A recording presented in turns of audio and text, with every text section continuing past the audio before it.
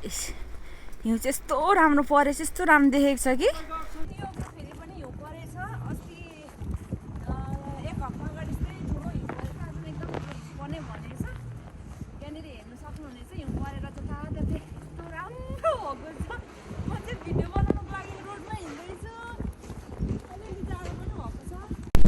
नमस्ते सबैजनालाई फेरि पनि। आज फेरि अस्तिको हिउँ चाहिँ सफा नभइकन फेरि यो हिउँ पर्न सुरु भइरहेछ यहाँनिर न्युयोर्कमा। हिउँ कति धेरै चिसो चिसो मौसम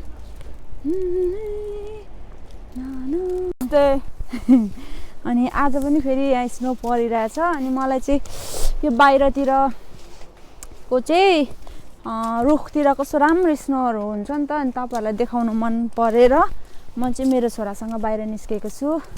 म तपाईँहरूलाई अब यो बाटोको रुखहरू हुन्छ नि अलिक अझै टाढोतिर गएर खिच्नु पाए त अझै राम्रो हुन्थ्यो।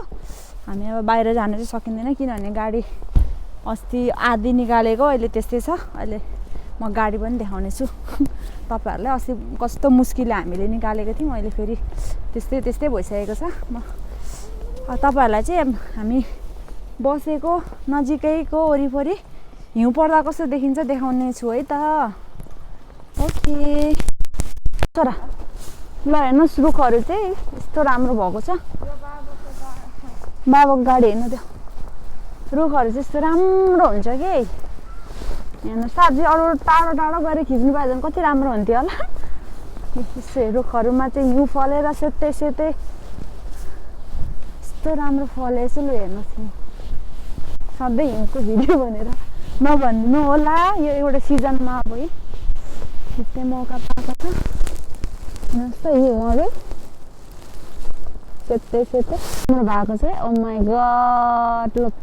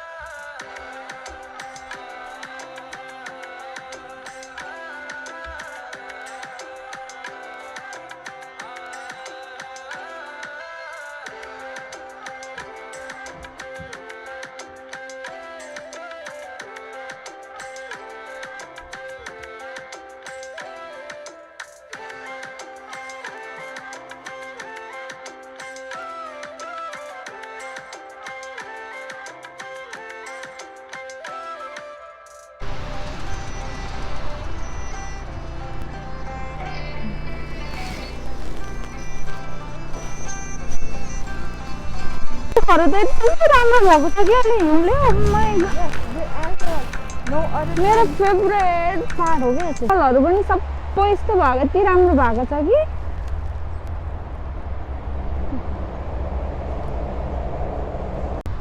99 पैसा लेख्थेन नि त अघि, पैसा बोकेर ठुक्क जानुहुन्थ्यो नि त। किन? Why do we need to go 99 आमा? मेरो त्यो किन्नु थियो क्या।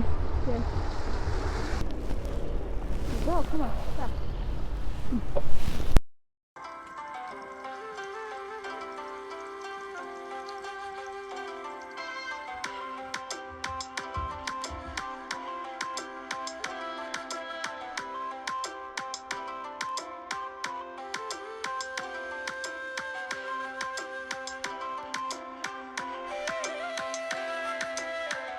Sometimes kill the thing and then mereka aku megang ke depan.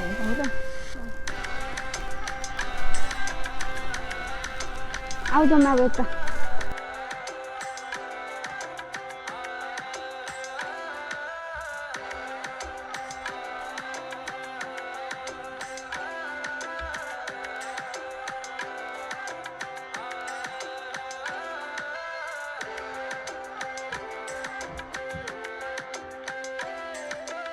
पारिपट्टिको जङ्गलमा चाहिँ यस्तोरी हिउँ त सबै यति राम्रो भएको छ कि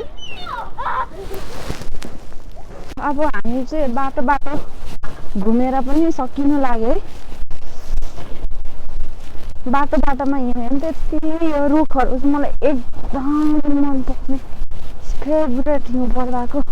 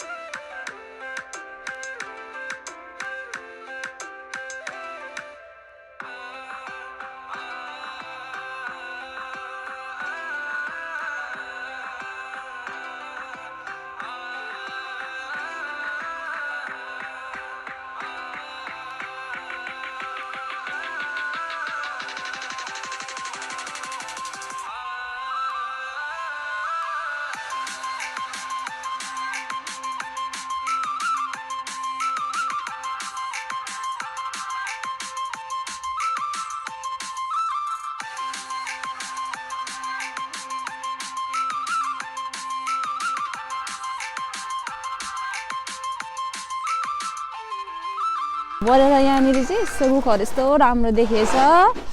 यो चाहिँ सेकेन्ड टाइम हो यहाँनिर